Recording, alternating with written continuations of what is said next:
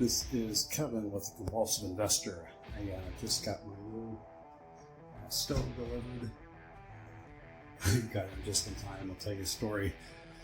You gotta be careful with Lowe's and the way they do their deliveries. They contract them out to a company that does it, and it's kind of confusing sometimes.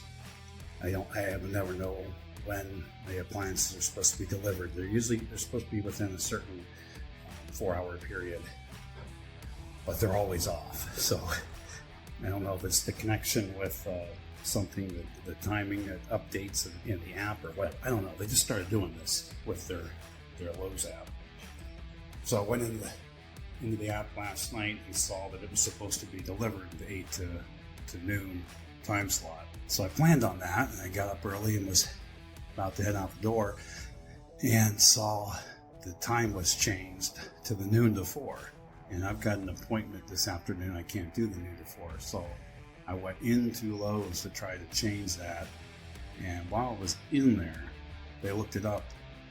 And as they were looking it up, I looked on my app and it changed back to the 8 to 12. So I actually got a call from them while I was at the store saying they were 15 minutes away. And I'm like, well, I'm 15 minutes away too. I'm just going to run from Broomfield to Goodyear Heights. Got here just in time. They were just unloading it. But anyway, that's the story. And when you buy a lot of appliances for properties, you got to deal with stuff like that.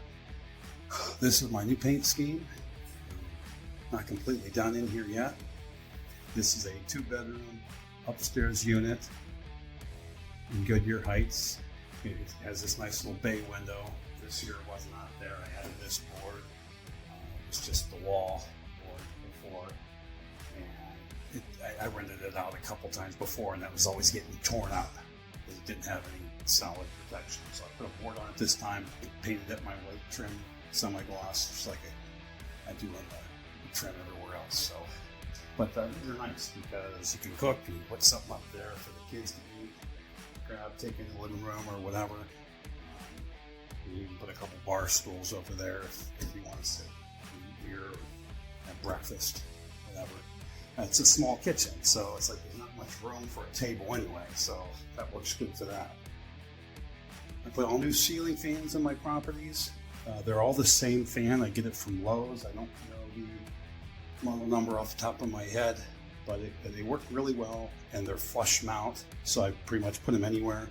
So I just buy the same fan for pretty much every situation that I have had so far. I put the same one in all the rooms if possible. I use, get over here. Whenever possible, if there's a floor ceiling joist right in the way, I use these, and you just screw it directly to that joist. It makes a good attachment. If not, it's between two joists. A lot of times it is. I use these that go in between the floor joists and the ceiling joists, whatever they are, and support that fan. And these are light fans, so this is really overkill with this size. But I don't know what someone's going to be putting there in the future. No idea. I use these quick connects. Some electricians will give me dirty looks. I don't like these. They're to code. They work perfectly. They're very fast, especially if you have wiring up in the ceiling. A lot of times you'll knob and tube, or even regular wiring if they don't cut it long enough. If you don't cut it long enough, it's really hard to get a wire nut up into there. With these, you just flip these open, stick the wire in there, and snap it shut. And I just tug on to make sure it has a good tight fit. And I use these everywhere. On the ceiling fans, they work great. This property is electric only. These baseboard heaters, from what I understand, electric bill is kind of high, but you don't have gas, so the gas company charges you $48. I think it is just a month, just for the privilege of being hooked up to gas, no matter how much you use. So the electric goes up even a good deal, actually, in some cases, because they heat pretty well, the baseboard heaters do. So maybe I'll put it in the description. I did call one time to find out what the average electric bill was, but I can't remember. I know it was pretty high, but again, like I said, you're saving on the gas and not having to pay that extra on the bill. So it can be actually better, one bill a day. So hope you enjoyed this video. I'm going to show you some more as I continue to work on this property. I'm getting ready to do my, well, let me swing back in here real quick. I'm getting ready to do my window blinds. I used to get those cheap ones at Lowe's. See, tenants are going to tear them up. And sometimes they have cats or whatever, animals are going to tear them up. So I always get the cheapest ones. But the ones at Walmart, I found out after my first tenant turnover, they didn't work anymore.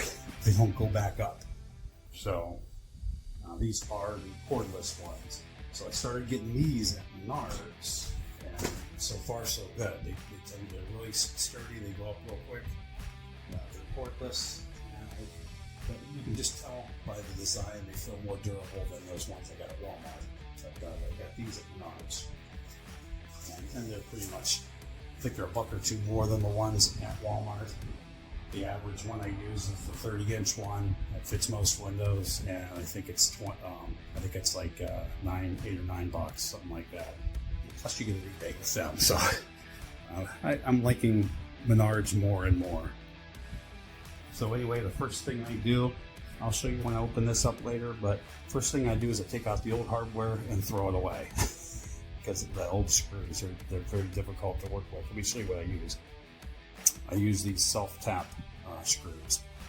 They work fast, they work well, screw into just about anything, but they're made for wood. They just drill their way in. And,